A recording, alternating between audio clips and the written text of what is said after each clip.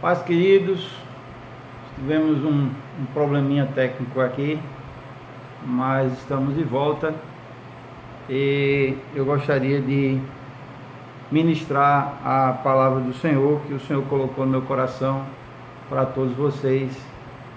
Aguardar um tempinho aí para que todos possam retornar. Amém? Então, nós vamos fazer a leitura e eu vou já retornar aqui a essa reflexão na palavra do Senhor. Evangelho segundo Lucas, capítulo 10, versículos do 25 ao 37. Eis que certo homem, intérprete da lei, se levantou com o intuito de pôr Jesus à prova e lhe disse: Mestre, que farei para herdar a vida eterna? Então Jesus lhe perguntou: que está escrito na lei, como interpretas? A isto ele respondeu: amarás o Senhor teu Deus de todo o teu coração, de toda a tua alma e de todas as tuas forças, e de todo o teu entendimento, e amarás o teu próximo como a ti mesmo. Então Jesus lhe disse: respondeste corretamente, faze isto e viverás. Ele, porém, querendo justificar-se, perguntou a Jesus: quem é o meu próximo? Jesus prosseguiu dizendo: certo homem descia de Jerusalém para Jericó e veio a cair em mãos de salteadores, os quais, depois de tudo lhe roubarem e lhe causarem muitos ferimentos, retiraram-se, deixando-o semi-morto. Casualmente descia um sacerdote por aquele mesmo caminho e, vendo-o, passou de largo. Semelhantemente, um levita descia por aquele lugar e, vendo-o, também passou de largo. Certo samaritano que seguia o seu caminho passou-lhe perto e, vendo-o, compadeceu-se dele e, chegando-se, pensou-lhe os ferimentos, aplicando-lhe óleo e vinho e, colocando sobre o seu próprio animal, levou-o para uma hospedaria e tratou dele. No dia seguinte, tirou 2 denários e os entregou ao hospedeiro, dizendo: cuida deste homem, e se alguma coisa gastardes a mais, eu te indenizarei quando voltar. Qual destes 3 parece ter sido o próximo daquele que caiu nas mãos dos salteadores? Respondeu-lhe o intérprete da lei: o que usou de misericórdia para com ele. Então vai, disse Jesus, então vai e procede tu de igual modo. E nesse texto aqui, irmãos, permitam-me reiniciar, até porque eu não sei em que momento nós paramos, a minha conexão parou e eu pensei que estava transmitindo, estava tudo normal aqui, mas de fato não estava transmitindo mais, já há um tempo, né? O que está acontecendo aqui é que um intérprete da lei, um profundo conhecedor da lei, uma pessoa que não só conhecia, mas interpretava, transmitia qual era a interpretação do texto para as pessoas, profundo conhecedor da lei, ele estava interrogando Jesus sobre uma das perguntas mais excelentes que alguém poderia fazer a Jesus, que é: o que farei para herdar a vida eterna? Em outras palavras, como deve ser a minha vida para que eu tenha a vida eterna? E ele está perguntando aqui a respeito da salvação. O que eu preciso fazer para ser salvo? É isso que ele está falando aqui. O que eu preciso fazer para ser salvo? O que eu farei para herdar a vida eterna? E Jesus, então, ele responde a esse homem: olha, o que é que está escrito na lei? O que é que você interpreta daquilo que você conhece? Qual é a sua interpretação sobre o que precisamos fazer para ter a vida eterna? E este homem, ele citou aqui 2 coisas que se resumem em uma. Ele disse: amarás o Senhor teu Deus de todo o teu coração, de toda a tua alma e de todas as tuas forças e de todo o teu entendimento. E amarás o teu próximo como a ti mesmo. De fato, esse é o resumo de toda a lei. Amar a Deus sobre todas as coisas e amar o nosso próximo como nós amamos a nós mesmos. Só que esse homem, ele não entendeu que não existe amor a Deus sem amor ao próximo. Que Deus se sente amado, basicamente na Bíblia, através de duas formas. O fato da gente obedecer os seus mandamentos, né? O próprio Jesus, ele testificou isso lá no Evangelho de João, capítulo 14. Ele disse: aquele que me ama guardará a minha palavra, e eu o amarei e virei para ele e farei nele morada, né? O que me ama guarda os meus mandamentos. Ele disse: o que não me ama não guarda. Então Jesus, Deus, ele se sente amado por nós quando nós damos valor à direção que ele tem para a nossa vida. Nós valorizamos os mandamentos dele, a vontade dele, os princípios e valores da palavra dele, e buscamos aplicar isso na nossa vida. Essa é uma forma que a gente tem de amar a Deus, e dizer para Deus: Senhor, eu te amo, porque eu creio que pouco importa para Deus as palavras vazias que muitas vezes podemos dizer: Senhor, eu te amo mais do que tudo, eu te amo mais do que a mim mesmo, eu te amo mais do que todas as coisas, eu te amo com todas as minhas forças, eu te amo com toda a minha alma, eu te amo com todo o meu entendimento, se a nossa vida não reflete esse amor. Se a nossa vida, se na prática a gente não guarda os mandamentos dele, não está buscando viver de acordo com a vontade dele, e não ama o nosso próximo como a nós mesmos. Então, o nosso próximo é imagem e semelhança de Deus. E Deus, ele se sente amado quando nós amamos o nosso próximo. O próprio João, o apóstolo João, falou isso na sua primeira carta: ninguém pode dizer que ama a Deus a quem não vê, se não consegue amar o seu próximo que vê. E que o amor a Deus está condicionado ao amor ao próximo. Não existe amor a Deus sem amor ao próximo, né? E que o amor ao próximo é uma expressão de amor a Deus. Então esse camarada aqui, esse intérprete da lei, ele estava meio que teorizando o amor. Ele estava achando que seria possível um amor teórico. Amar a Deus está tudo ok. Ele não questionou nada sobre amar a Deus. É como se fosse assim: é fácil. Gente, amar a Deus é fácil, primeiro porque Deus é perfeito, Ele é o nosso Criador, Ele nos ama. Amar quem ama a gente é fácil. Amar pessoas que são fáceis de ser amadas é fácil.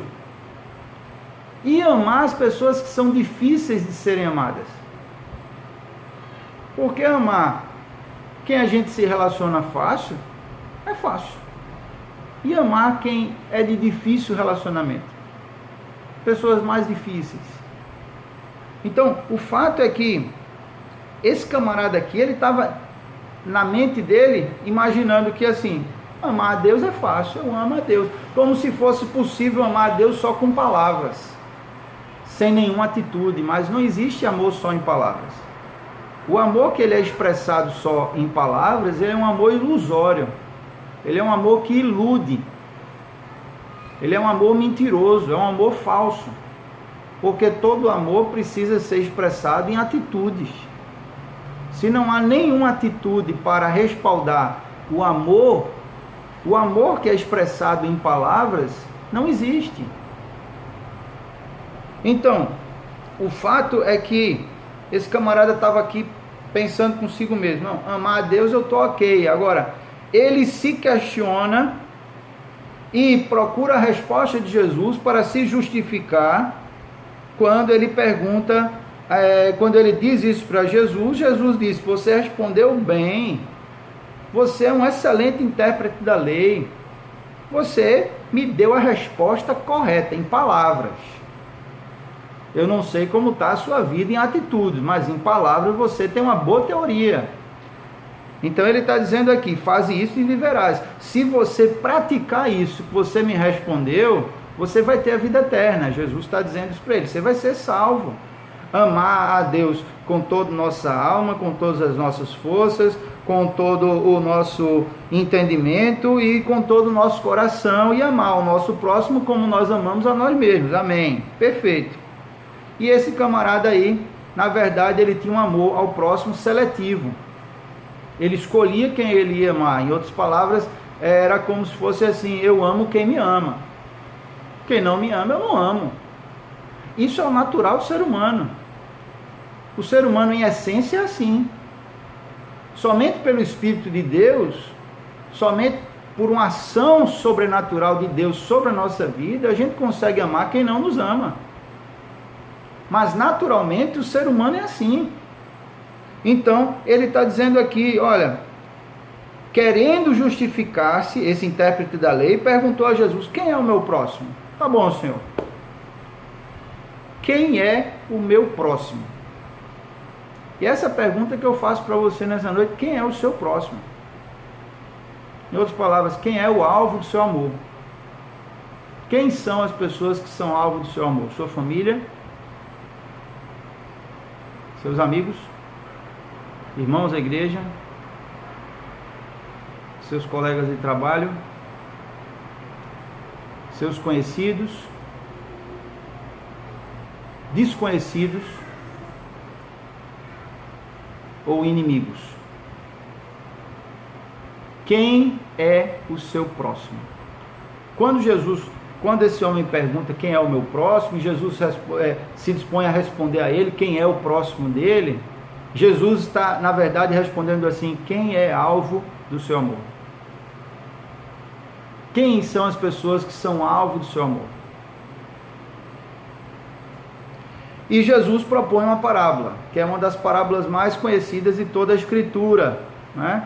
E concorre aí o primeiro lugar, junto com a parábola do filho pródigo. A parábola do filho pródigo e a parábola do bom samaritano são parábolas aí conhecidas pela grande maioria das pessoas.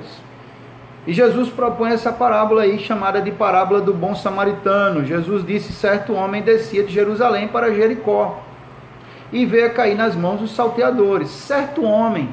Eu acho interessante porque Jesus fez questão de dizer um homem qualquer, um desconhecido, e muito provavelmente não era rico, porque se tivesse aparência de rico, não teria sido desprezado pelo sacerdote nem pelo levita, não teria ficado lá jogado para morrer ao léu.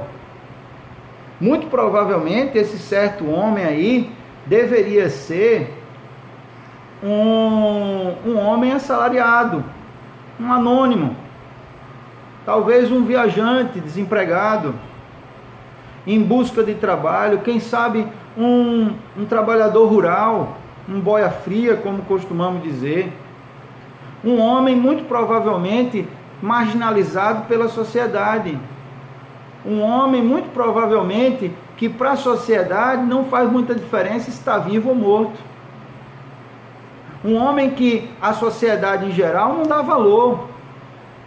Jesus fez questão de encaixar nessa parábola aqui e dizer que esse certo homem, ele não afirma se era rico ou pobre, ele não afirma se era branco ou preto, ele não afirma se era doutor ou analfabeto, ele não afirma nada sobre este homem, ele só afirma que era um certo homem, um desconhecido qualquer, alguém que não, vamos dizer assim, despertava atenção, passava despercebido. Ele diz aqui que este homem estava indo no caminho de Recife para Cabo de Santo Agostinho. Na Bíblia vai dizer aqui de Jerusalém para Jericó, mais ou menos a mesma coisa. Ele estava no caminho e no meio do caminho, um grupo de ladrões, ele diz aqui, no plural, salteadores, não é? Roubaram tudo que esse homem tinha, que já não era muita coisa, e causaram-lhe muitos ferimentos, deixando-lhe quase morto. Além de ser, como se fala na linguagem popular, me permita, como alguns dizem, um João ninguém, um Zé ninguém, ele aí a partir desse momento se tornou um João ninguém, quase morto. Isso quer dizer, quem vai se importar com uma pessoa dessa? Essa é a colocação de Jesus. Não é ninguém da sua família. Olha o que acontece aqui. Ele ficou quase morto na beira da estrada e um sacerdote vinha passando pelo mesmo caminho, viu o homem quase morto à beira do caminho e passou de largo, mudou de calçada e fingiu que não viu. Esse sacerdote provavelmente pode ter observado assim: será que é alguém da minha família? Será que é algum amigo meu? Será que é alguma pessoa conhecida?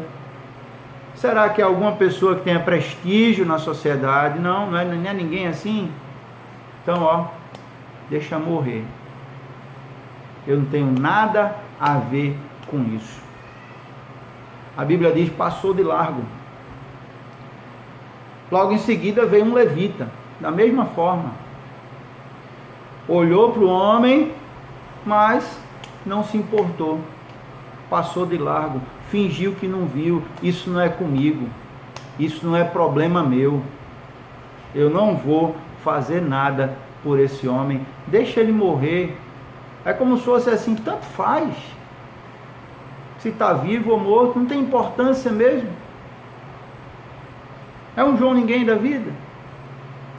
Notem que Jesus, ele cita na parábola dele dois exemplos aqui que deveriam ser referência,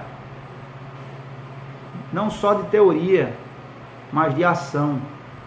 Jesus cita aqui dois exemplos que muito provavelmente eram muito bons em teoria e poderiam até ministrar um seminário sobre o assunto, ou até, quem sabe, ministrar uma pregação como essa que eu estou fazendo aqui para vocês.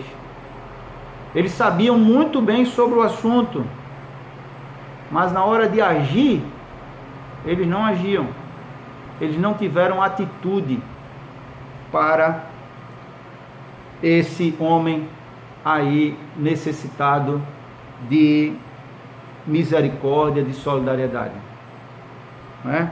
Então Jesus, ele está nos ensinando aqui que a ação é mais importante do que palavras. Que a gente pode falar muitas coisas, mas se a gente não agir conforme nós falamos, essas palavras são vazias. Que a ação, que a atitude é mais importante do que teoria. E voltando aqui para a questão básica dessa parábola, que motivou Jesus a criar essa parábola, a questão do intérprete da lei, que ele pergunta sobre a salvação, sobre a vida eterna, a gente precisa entender que Jesus está aqui relacionando a vida eterna a uma atitude de misericórdia. E aí você pode parar para pensar e dizer assim: mas pastor, a salvação não é de graça? As boas obras não compram salvação. É verdade. Isso foi resgatado pela reforma protestante. Boas obras não compram salvação. Nós somos salvos pela fé, né? Pela graça, mediante a fé. Isso não vem de vós, é dom de Deus, não vem de obras para que ninguém se glorie. Efésios 2:8. Está claro. Mas nós precisamos entender que a salvação é de graça? É. As boas obras compram a salvação? Não. Não compram. Mas, no caso do ladrão da cruz, podemos entender que somente a fé em Jesus salvou ele. No nosso caso, também podemos entender que só a fé salva, mas no caso do ladrão da cruz, não deu tempo dele apresentar boas obras. Estava lá na cruz com Jesus, ele olhou para Jesus e disse: lembra-te de mim quando entrares no teu reino. E Jesus olhou para ele e disse: ainda hoje estarás comigo no paraíso. Ponto. Aquele homem não teve tempo de mostrar boas obras. Ele não pôde descer da cruz para viver uma vida em que as pessoas vissem Jesus nele. Não pôde. Ele morreu ali, foi para o céu, foi salvo, entregou a vida a Jesus, logo em seguida morreu. As boas obras não são condição para a salvação, mas são consequência da salvação. Quando somos verdadeiramente salvos, quando temos a fé que salva, a verdadeira fé em Jesus, necessariamente, se der tempo, se a gente ficar vivo depois da conversão, as boas obras precisam acompanhar a nossa vida. O Senhor precisa nos transformar, precisamos ser mais parecidos com o Senhor. Do contrário, não existe salvação, não existe fé. É isso que fala para a gente o apóstolo Tiago, no capítulo 2. Tiago, no capítulo 2, ele diz que a fé sem obras, ela é morta. E ele nos propõe um desafio, ele diz: mas alguém dirá, tu tens fé e eu tenho obras, mostra-me essa tua fé sem as tuas obras, e eu com as minhas obras te mostrarei a minha fé. Ah, você tem fé? Então me mostra a tua fé sem as tuas obras. Me mostra que você tem fé só com palavras, e eu, pelas minhas obras, te mostrarei a minha fé. A fé, ela precisa ser algo que pode ser mostrado, precisa ser algo palpável, precisa ser algo concreto, precisa ser expressado em atitudes, de forma prática, porque a fé que é só teórica, ela é morta, ela não existe. Por isso que Jesus está nos chamando aqui, através dessa parábola do bom samaritano, a termos uma fé prática, a termos uma fé que pode ser expressada em obras, a termos uma fé que é expressada através do amor, da misericórdia, e que Deus não vai entender que a gente ama Ele se a gente não amar o próximo. E quem é esse próximo? É fácil amar quem está perto da gente, e às vezes não é tanto, depende do contexto familiar, do conflito que está acontecendo, né? Tem muitos pais e filhos aí sem se falar, muitos casamentos se acabam, mas é fácil amar quem nos ama. Mas Jesus está dizendo assim, olha, o exemplo que Jesus deu foi perfeito, um desconhecido. Jesus está dizendo assim, olha, o amor nosso precisa ser de tal forma que nos disponhamos a amar um desconhecido. Alguém, que a gente não conhece, que não tem nenhuma aproximação, nenhuma afinidade, nenhuma afeição, nenhuma relação, nenhuma.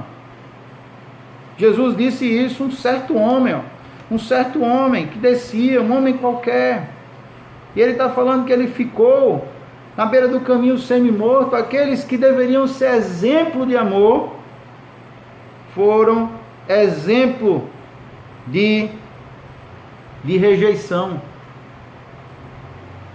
né? De indiferença. Fingiram que não viram, é como se fosse assim, isso não é comigo, não sou eu que vou resolver essa bronca, alguém vai aparecer aí, eu não. Eles se esquivaram da responsabilidade, e o fato é que eles deveriam ser exemplo, mas eles só tinham teoria. Aí diz que um samaritano que era uma classe estigmatizada pelos judeus como uma raça mestiça, né? Oriundo aí dos babilônios, misturados aí, né? Então,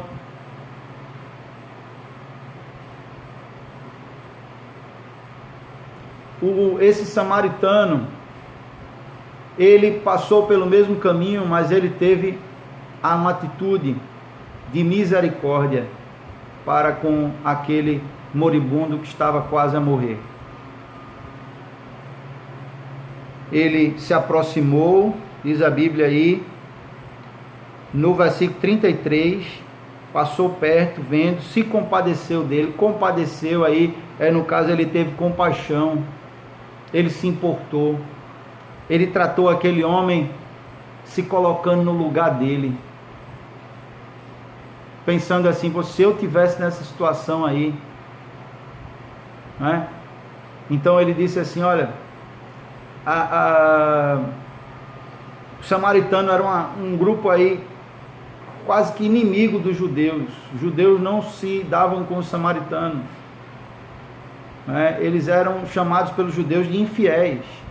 Aí Jesus cita esse exemplo nessa parábola, diz assim, ó, um sacerdote que deveria ter atitude, um levita não teve, mas os samaritanos que vocês chamam de infiéis, né? E podemos dizer hoje na nossa sociedade, pessoas que muitas vezes não têm conhecimento da palavra,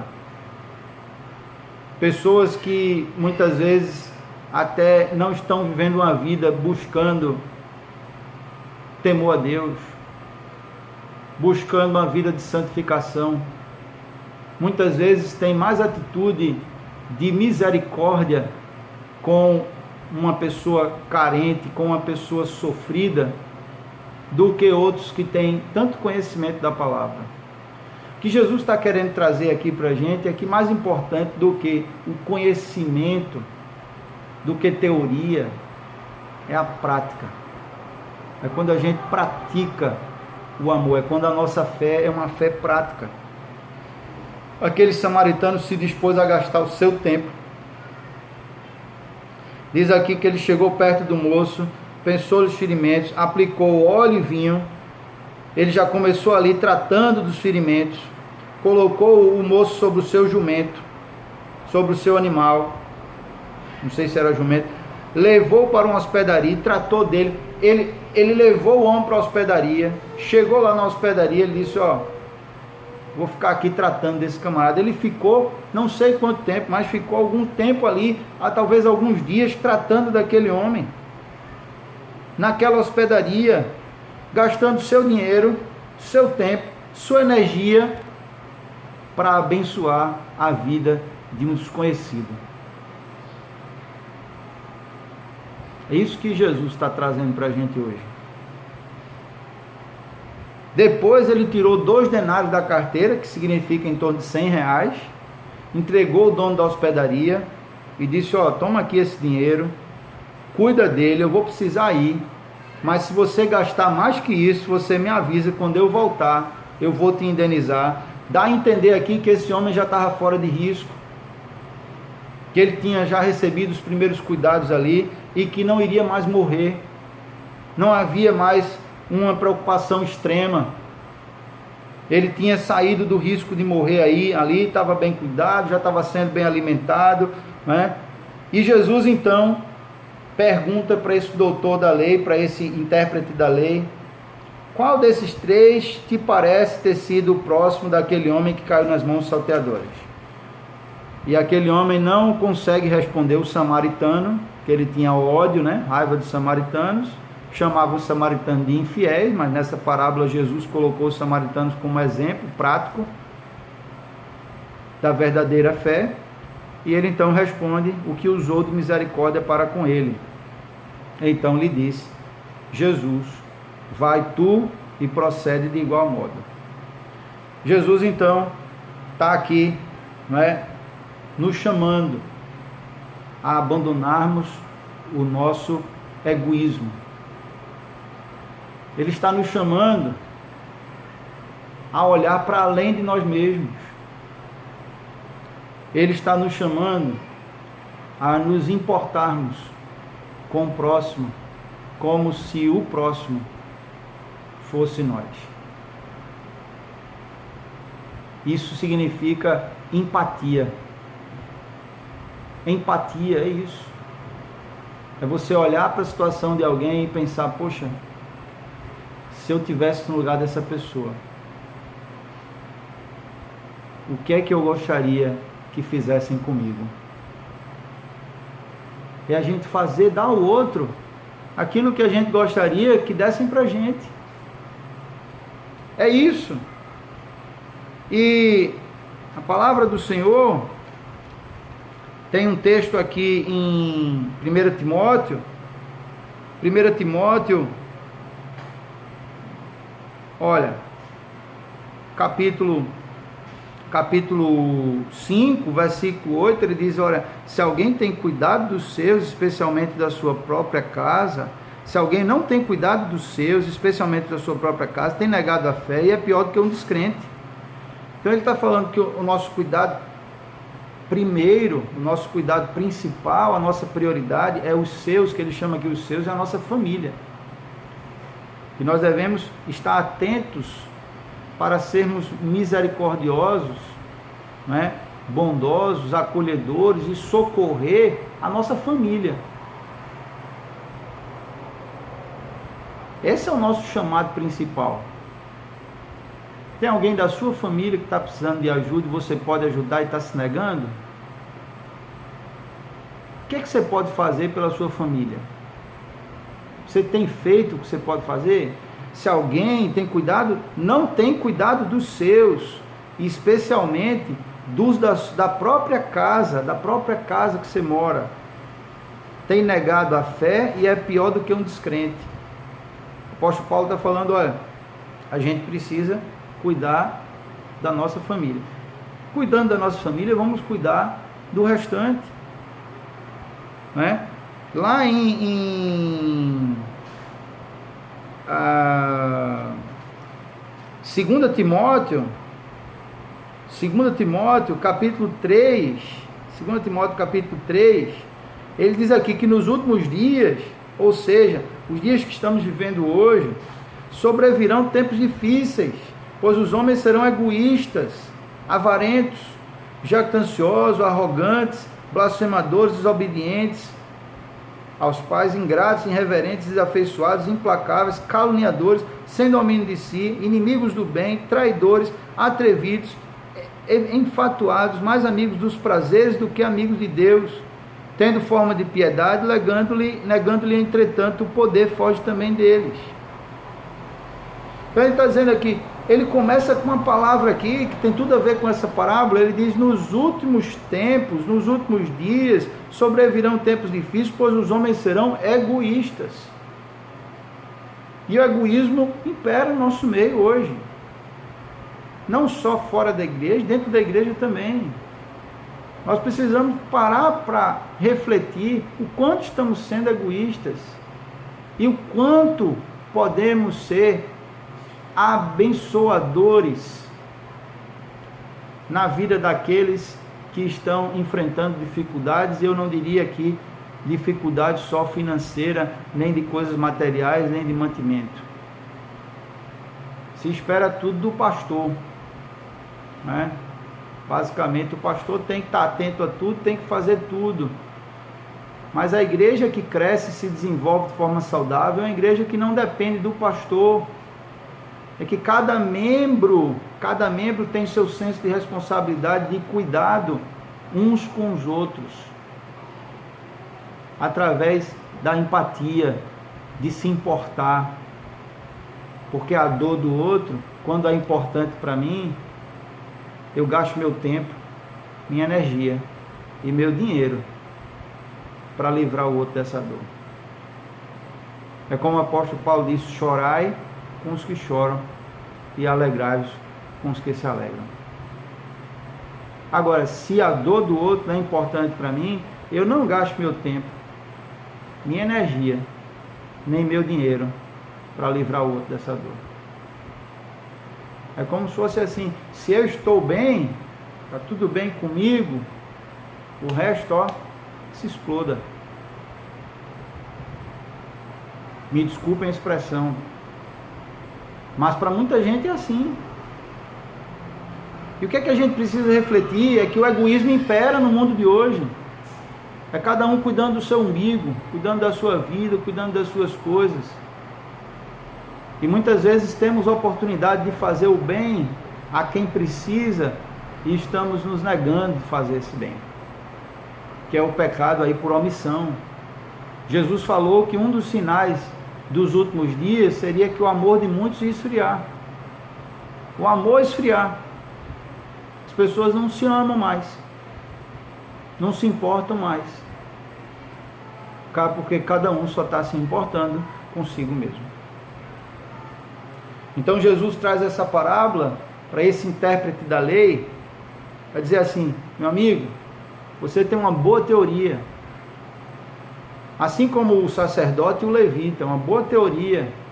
Você pode dar uma palestra sobre o assunto, mas você não consegue praticar o que você sabe. Jesus está nos chamando a praticar a solidariedade, a sermos solidários uns com os outros, a não fechar os olhos, não fazer vista grossa, não fingir que não viu, não fingir que não ouviu, porque simplesmente nós já temos nossos problemas e a gente não quer gastar nosso tempo, nossa energia e nem nosso dinheiro para abençoar a vida de ninguém, por conta do egoísmo. E o Senhor nos chama para ter esse amor prático, esse amor que confirma a salvação. A salvação, ela foi conquistada por Jesus na cruz e nos é dada de graça, sem custo algum. Não há custo para a salvação, ela é de graça, é pela graça. Jesus já pagou todo o preço e pagou um preço caro. Foi muito caro para Jesus comprar a nossa salvação. Ele pagou com a própria vida, preço de sangue, de sofrimento, de dor, de humilhação, de deboche, para nos dar de graça a salvação. Mas essa salvação, ela vem a nós mediante a nossa fé em Jesus, a nossa entrega a Ele. E essa fé só é verdadeira se transforma a nossa vida, se muda o nosso caráter. Essa fé só é verdadeira se ela for acompanhada de boas obras. Se não tiver obras que mostrem, que exemplifiquem que essa fé existe, essa fé, na verdade, não existe. Ela é morta. Ela é uma fé só teórica. Ela é uma fé ilusória, que ilude, mas não traz fruto.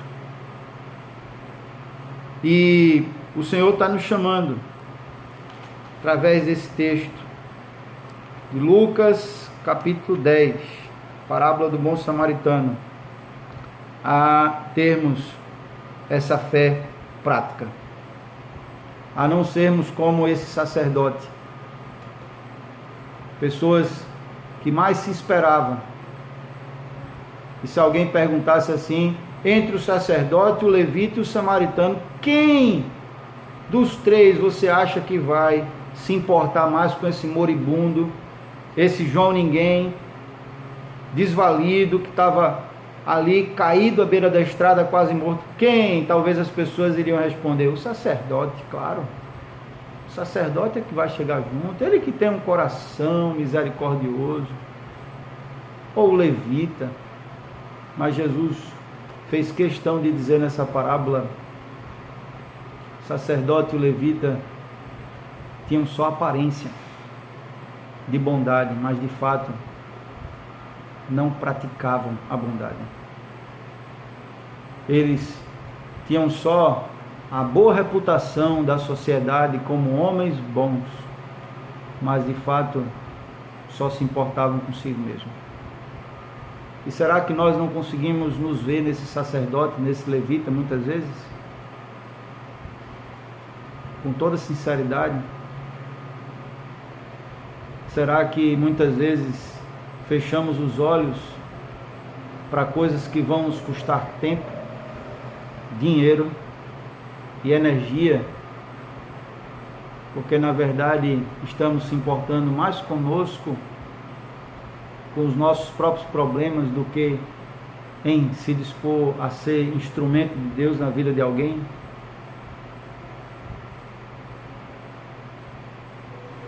Então, queridos,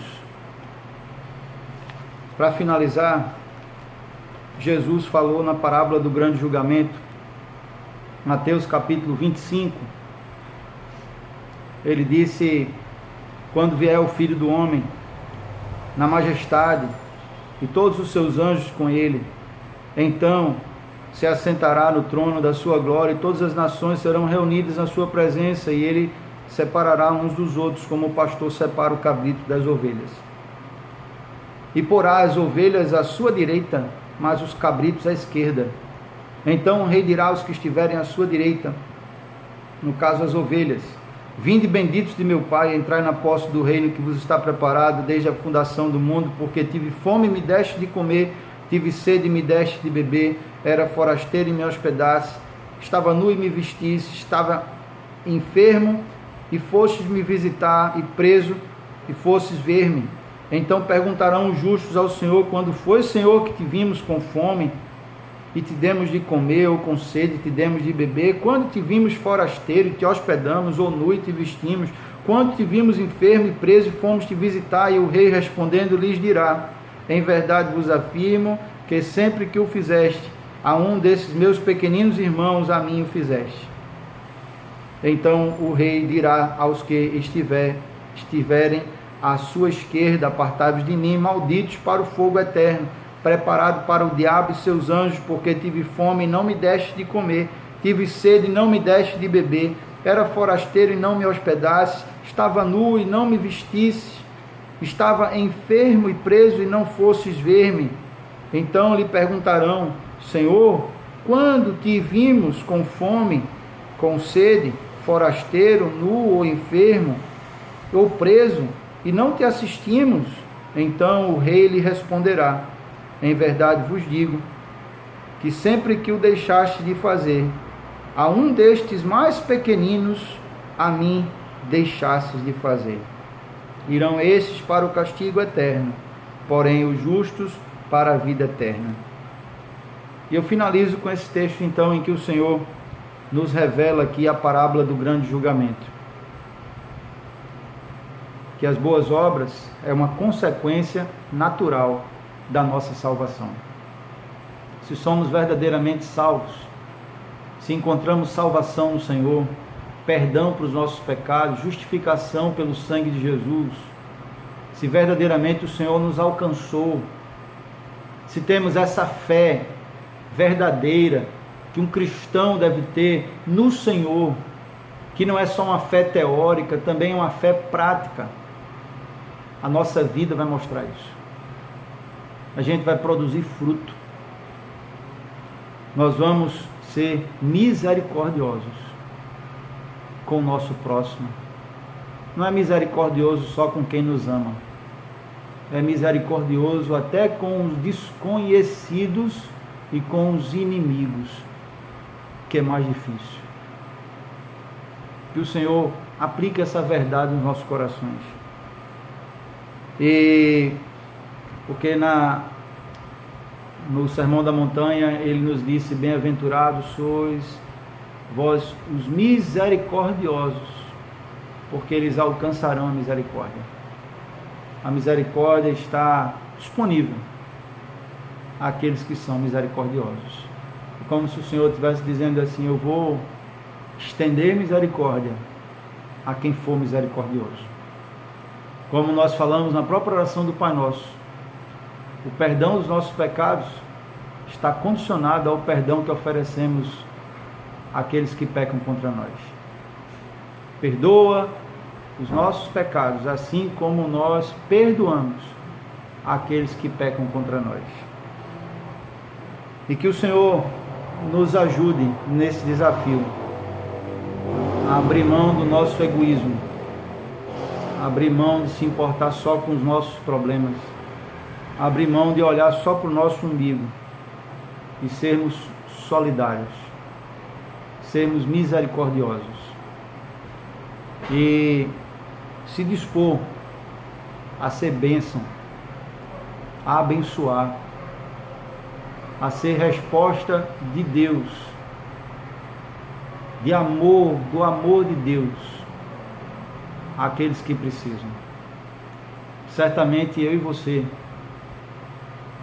temos muitas oportunidades de praticarmos a parábola do bom samaritano. Que o Senhor não nos permita viver a tragédia de uma vida farisaica,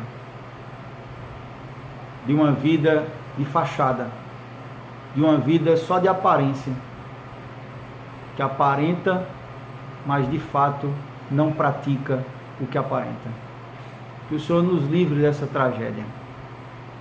Que o Senhor nos ajude a termos empatia, a sermos solidários, misericordiosos, a nos expor a gastar nosso tempo, nossa energia e nosso dinheiro para ajudar aqueles que precisam. E finalizando, tem um texto lá em Eclesiastes que traz muita reflexão à minha vida. Ele diz assim: lança o teu pão sobre as águas e depois de muitos dias o acharás. É um convite a gente lançar o nosso pão. Não é o resto, não é o que sobrou, é o nosso pão. Ele está dizendo assim, ó, compartilha o teu pão, lança ele sobre as águas e depois de muitos dias o acharás. Sabe o que quer dizer isso? Hoje a gente tem a oportunidade de ajudar quem tem menos que a gente. Talvez amanhã a gente seja ajudado. E a solidariedade, o amor, a bondade que nós praticamos hoje, nós iremos receber amanhã. A vida é assim. É uma sucessão de plantios e uma sucessão de colheitas. E o que é que nós vamos levar para o céu? Somente as boas obras. A gente não vai levar casa, não vai levar carro, não vai levar diploma, não vai levar nada disso. Roupa. A gente veio para esse mundo nu e vamos sair dele nus. Só com a roupa que está no caixão, e a roupa que está no caixão não sobe. Fica aqui. Tudo que é da terra fica na terra. A gente só vai levar para o céu os tesouros que juntamos no céu, isto é, as boas obras. Todo o bem que fizemos ao próximo, por amor ao próximo, que é amor a Deus. Amém? Que o Senhor nos ajude nesse desafio a termos uma fé prática e a sermos como esse bom samaritano de fato. Não tinha muita teoria, mas fez o que deveria fazer e deu exemplo, mesmo sem ter reputação para isso, sem ter teoria guardada na mente, mas na prática foi exemplar. Amém?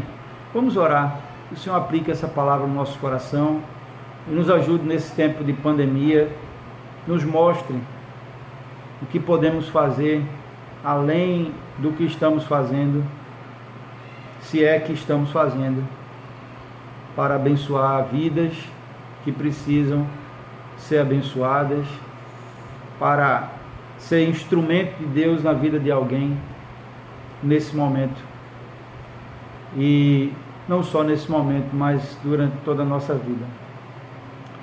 Senhor, em nome de Jesus, nós nos colocamos na Tua presença, Pai, e Te pedimos perdão pelo nosso egoísmo, porque muitas vezes somos de fato egoístas. Olhamos para os nossos problemas, para a nossa vida, e já achamos demais, e nos furtamos de sermos empáticos, de sermos sensíveis, de sermos solidários com aqueles que estão enfrentando uma situação difícil, sofrimento nesse momento. Em nome de Jesus, Pai, nos ajuda a sairmos da nossa zona de conforto, a gastarmos nosso tempo, nosso dinheiro e nossa energia para abençoar pessoas que estão precisando. Assim como mostra na parábola do bom samaritano, porque não sabemos amanhã se esse que estará precisando seremos nós, que precisaremos de ajuda.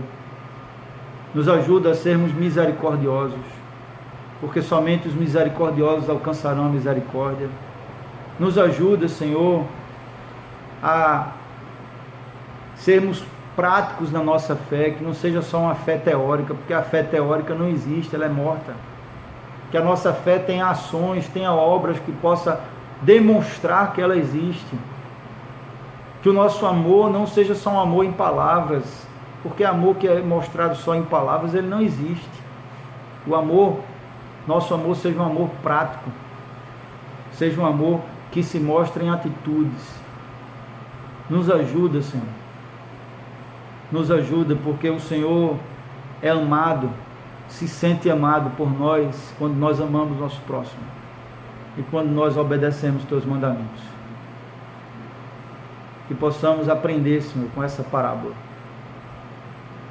a sermos mais solidários, menos egoístas, a se importar com a dor do outro, como se essa dor fosse a nossa própria dor. Chorar com os que choram e se alegrar com os que se alegram. Em nome de Jesus, nos ajuda, Senhor, a olharmos para a nossa própria família e percebermos em que ponto nós podemos ser bênção, ser instrumentos do Senhor na nossa família. E até mesmo nos dispor a ser instrumentos do Senhor aos desconhecidos e até aos inimigos, se tivermos a oportunidade. Que o Senhor nos dê essa graça do agir sobrenatural do Senhor sobre nós. Não deixa que a gente viva a tragédia de uma vida farisaica, de uma vida que não pratica aquilo que pensa, aquilo que prega, aquilo que fala. Não deixe, Senhor, que a gente viva essa tragédia de uma religiosidade fria, que é muito boa na teoria, mas morta na fé, no amor e na prática. Não deixe que o nosso amor se esfrie. Não deixe, Senhor. Nos dá um senso de corpo, de unidade. Cada dia mais. Nos ajuda nesse desafio. Em nome de Jesus. Amém. Amém. Graças a Deus. Nós vamos